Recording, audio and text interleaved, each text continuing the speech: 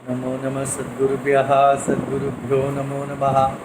नमो नमः सद्गुरुभ्यः सद्गुरुभ्यो नमो नमः। ज्ञानवैराग्यसम्पूर्णान् हरिभक्तिपरायणान् पूर्वाचार्यानहं वन्दे सम्प्रदायप्रवर्तकान् भगवत्पादमाचार्यं श्रीमद्रामानुजं मुनिं श्रीमदानन्दतीर्थं च रामानन्दयतिं श्रीवल्लभं च निम्बार्कं कृष्णचैतन्यमेव च ज्ञानेश्वरं तथान्याच्च पूर्वाचार्यान् स्मराम्यहम् आचार्येषु सर्वेषु तारतम्यं विना कलौ शुद्धं भागवतं धर्मं जग्राह प्रेमिको गुरुः कलिकालान्धकारेण व्याप्तं भुवनमण्डलं विलोक्य कृपयाचार्यचक्रे वैष्णवसंहितां हरे रामेति कृष्णेति नाम संकीर्तनं सदा लोकक्षेमाय कुर्वन्तं प्रेमिकं सद्गुरुं भजे।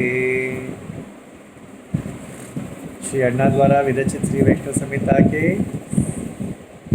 सप्तम भाग का 12वां अध्याय। यहाँ पर श्री अण्णा चतुर्भुजदास नामक वैष्णव के पिता को कहते हैं, उनके भक्ति को कहते हैं। श्री सद्गुरुवाच वैष्णवानां कुले जन्म विष्णुभक्तिप्रदायकं लभ्यते बहुभिः पुण्यैः पूर्वजन्मसमार्जितैः।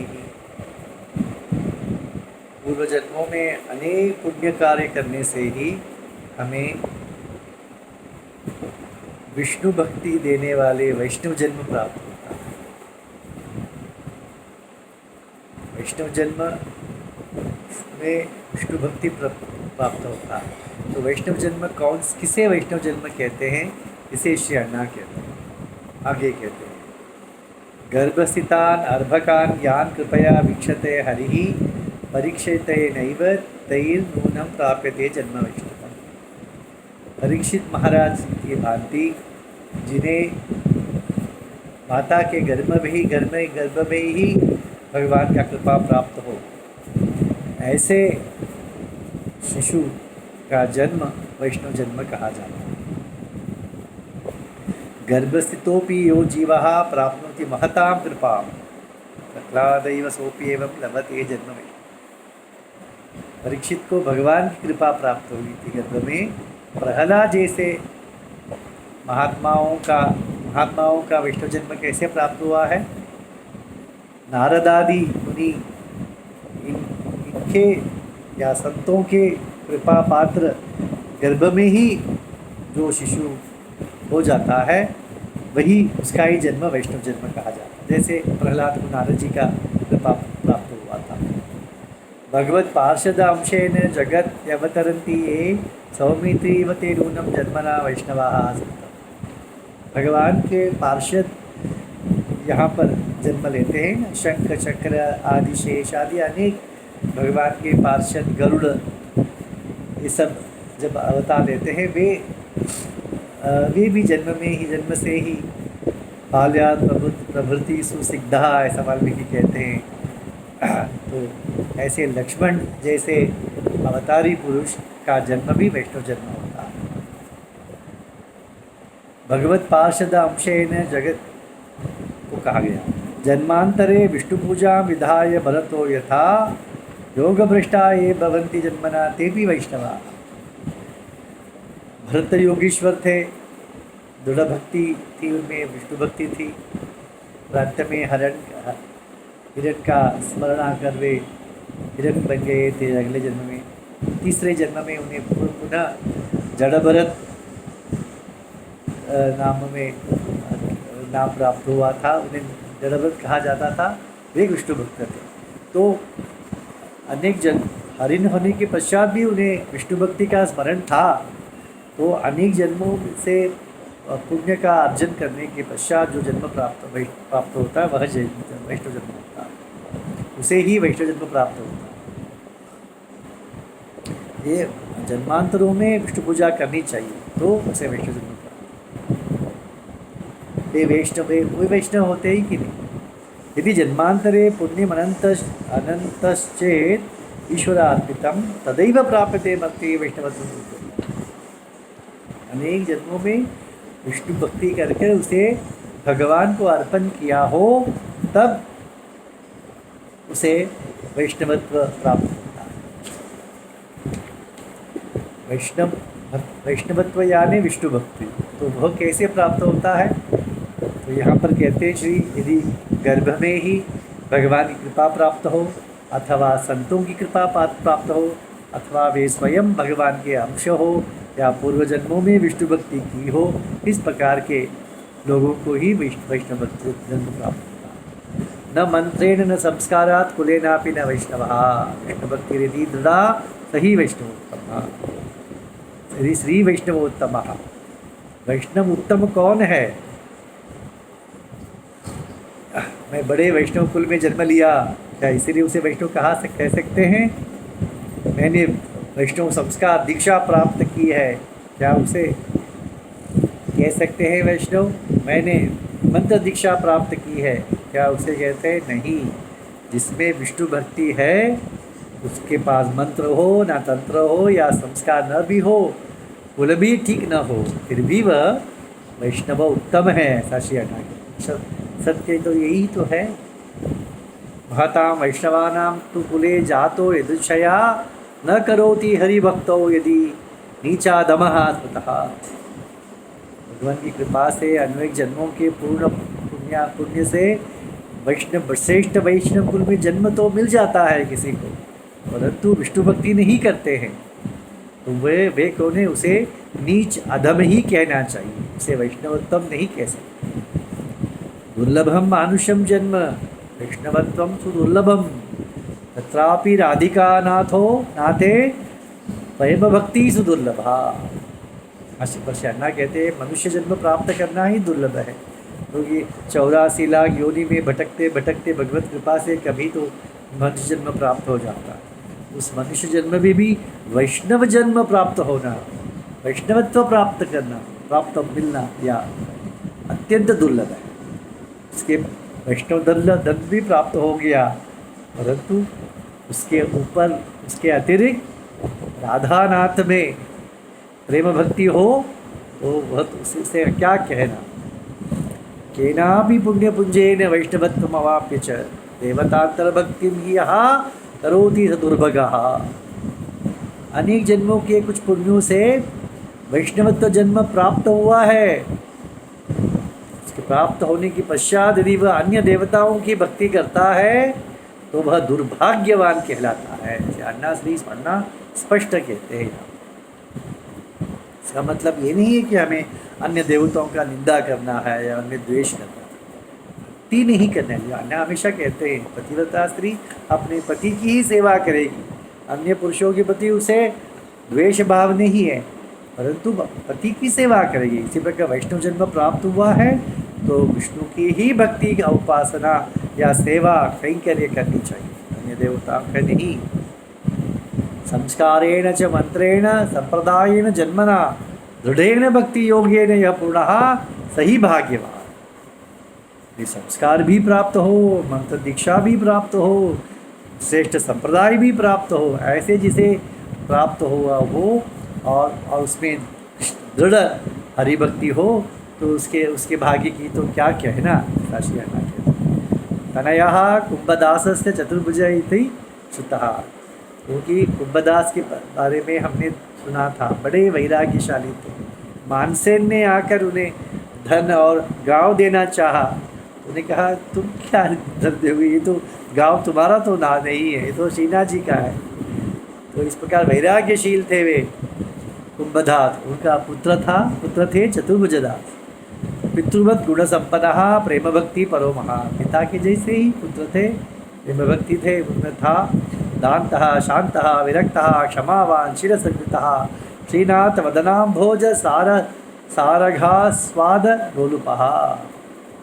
सभी सद्गुणों से संपन्न थे। श्रीनाथ के वदन से शुद्ध रस का अनुभव करते थे, नित्यम स्वाद लेते थे।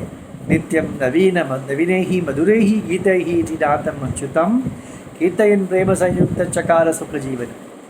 प्रतिदिन नए नए कीर्तन गाते थे, श्रीनाथ जी को अर्पण करते थे और यही तो सुख जीवन है। श्री अन्ना कहते हैं श्रीरंगम में रहना सुख जीवन है। श्रीरंगम रहकर भगवत दर्शन करना सुख जीवन है, सुख जीवन है। श्रीरंगम यानी अनेक दिव्य देशों। शिष्यो विठलनाथस्य तद्वात्सल्येन पोषितः लोकवेदादिको नित्यं गुरुसेव परायण। विठलनाथ के शिष्य थे, उनसे पिता तो कुंभदास थे, बड़े वैष्णव कुल में जन्म प्राप्त हुआ था, स्वयं हरिभक्त थे। और मंत्र दीक्षा, वैष्णव दीक्षा किससे प्राप्त किया था? विठलनाथ गोस्वामी से प्राप्त किया था। और सब प्राप्त कर अन्ना ने कहा ना, सबसे भाग्यवान उनके जैसे कौन है। तो गुरु सेवा परायण थे। कृष्णम नाथम आदाय विठले मधुराम गते चतुर्भुजः प्राप दुखम विरहेण सुखम। कोई शेठ था, साहूकार, मथुरा का। उन्होंने कहा कि हमारे यहाँ भागवत सप्ताह करना है, विठलनाथ जी आप श्रीनाथ जी को अवश्य ले आइए आपके साथ। तो भक्त वात्सल्य के कारण विठलनाथ जी श्रीनाथ जी को लेकर मथुरा चले गए भागवत सप्ताह के लिए।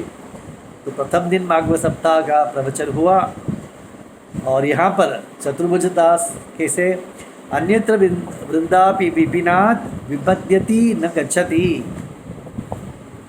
एतत् महाव्रतम तस्य भक्तस्य व्रजवासिनः।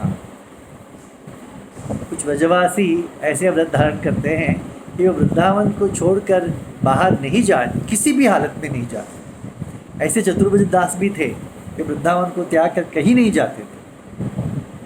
इसीलिए यथा शोचती सा देवी राधा प्रोषित भर्तृका तथा चतुर्भुजश्चायं परम दुःखम। ऐसे कृष्ण वृंदावन को छोड़कर मथुरा चले गए थे, तब राधा रानी का जो स्थिति अवस्था हुई थी, वही अवस्था चतुर्भुज दास की भी हुई। राधा रानी भी वृंदावन नहीं छोड़ती थी। शयोत्सवे प्रवृत्ते तो श्रीनाथो भक्तवत्सलः अवोचत विठ्ठलेशम तम प्रेम वात्सल्य गाता था। एक दिन के प्रवचन हुआ, रात को दोनोत्सव के पश्चात शयनोत्सव करना है। शयनोत्सव के लिए नींद की लोरी गाने लगे विठ्ठलनाथ जी। तब श्रीनाथ जी ने विठ्ठलनाथ से कहा, हे श्रीनाथ उवाच गच्छामि अहमद्यैव शैलेन्द्रं शयनं नहि रोचते सन्नद्धं कुरु भक्तेन्द्र पविहार ममाह्वय। मैं यहाँ पर एक क्षण नहीं रहूँगा, मुझे गोवर्धन जाना है, बस मेरे परिवार को सब इकट्ठा करो, चलो हम निकलेंगे। श्री सद्गुरु उवाच इति श्रीनाथदेवस्य श्रुत्वैवाज्ञां तु विठ्ठलः आचार्यचकितः सद्यः प्रतस्ते तेरते गिरि। विठ्ठलनाथ को आश्चर्य हुआ, ऐसा क्यों कहता है? वृंदावन को छोड़कर तो मथुरा गया था भगवान, अब ये चीना जी क्यों नहीं गोवर्धन जाना चाहता है? आश्चर्य हुआ। तो भगवत आज्ञा है, उन्होंने सबको आह्वान किया और निकल पड़े। शंख बेरीनादेन भक्तानां कीर्तनेन च पावयन् निखिलं मार्गं श्रीनाथः प्राप भूधरम्। शंख बहेरी आदि का वाद्य का वादन करते हुए शिष्यगण के साथ विठ्ठलनाथ जी हरि कीर्तन करते हुए श्रीनाथ जी को लेकर मार्ग को पवित्र करते हुए गोवर्धन आ पड़े। आकर्ण शब्दम शंखस्य विज्ञायागमनम प्रभोः चतुर्भुजो महाभागो ददावाभिमुखम तदा। वहाँ पर चतुर्भुज दास तो रो रहे थे, जैसे राधा रानी रो रही थी ऐसा रो रहे थे। भगवान मैंने क्या अपराध किया, आप मुझे छोड़कर चले गए, ऐसा रो रहे थे, दुख हो रहा था उन्हें। तब उन्होंने शंख भेदी का ध्वनि सुना था, अरे आ गए। हमारे रंगनाथ जी का भी आने का आवाज़ होता है अलग से, डम डम करके अलग से आवाज़ होता है, उसे सुनते ही पता लग जाएगा भगवान आ रहे हैं। इसी प्रकार शंख भेदी निदान का आवाज़ सुनकर ही श्रीनाथ जी आ गए, ऐसा सोचकर वे दौड़ बाहर आ गए। पुलकांकित गात्रस्य परमानंद विह्वलः ददर्श वदनं तस्य श्रीनाथस्य परमात्मा। दौड़ के नीचे आए और श्रीनाथ जी का स्वागत किया, आंखों से आंसू विमोचन करते हुए आनंद भाषण। तस्य दर्शन मात्रेण शोकताप विवर्जितः अनंत गोकुलेन्द्रस्य संस्मरण स्मृतः। भगवान का दर्शन देते ही सभी दुख विसर गए, मेरा सब मिट गया। और अब आनंद के साथ नित्य गान करते थे, भगवान की कृपा का स्मरण करते। श्रुत्वाच विठ्ठलेशस्य मुखात् श्रीनाथ चेष्टितं स्मरतस्तद्भक्तवात्सल्यजनरोदपि मर्कलः।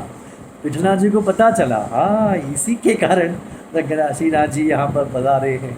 तो उन्होंने कहा उससे उनसे चतुर्भुजा से, कैसे हट कर रहा था श्रीनाथ जी, मुझे गोवर्धन जाना ही है, तो ये तुम्हारी वजह से ही हुआ है। तो भगवान के भक्त वात्सल्य के स्मरण करके बहुत आनंदित हुए, आप विभोर हो गए। चतुर्भुजदास सांत्वयामास तं भक्तं महात्मा विठलस्तथा तदा तथा गोवर्धने शैलेपि अकरोत् शयनोत्सव। तो अपने चतुर्भुजदास का सांत्वना करके, देखो मैं ले आ गया तुम्हारे श्रीनाथ जी को, ऐसा कहकर, और गोवर्धन पर्वत में ही उन्हें उनके मंदिर में उनका शयनोत्सव का किया गया श्रीनाथ जी का। एवं ही भक्तवात्सल्यं प्रभुना प्रकटीकृतं गोपीनां विरहातानां यह साक्षात् स्वयं आगतः। जैसे गोपी रासलीला में भगवान अंतर्धान हो गए थे और वे तड़प गोपी लोग गोपी का तड़प तड़प कर गोपी की रात गा रहे लगे, तब भगवान प्रकट हुए। इसी प्रकार चतुर्दास यहाँ पर इतने तड़प रहे थे भगवत विरह से, तो भगवान श्रीनाथ जी अर्चा रूप में आकर यहाँ पर प्रकट हुए। सूरदासः कुंभदासः श्रीधस्वामी चतुर्भुजः परमानंददासश्च कृष्णदासो महामतिः गोविंददासश्रीनंददासौ भागवतोत्तमौ एवं ही अष्टौ महात्मानः श्रीनाथस्य सभासदः। राजा तो राजा के दरबार में कवि होते हैं कि नहीं, तो अष्टछाप कवि किए जाते हैं ये श्रीनाथ जी के दरबार में। कौन? सूरदास, कुंभदास, श्रीधस्वामी, चतुर्भुज, परमानंददास, कृष्णदास, गोविंददास और श्री नंददास, ये 8 अष्टचाप कवि कहते हैं।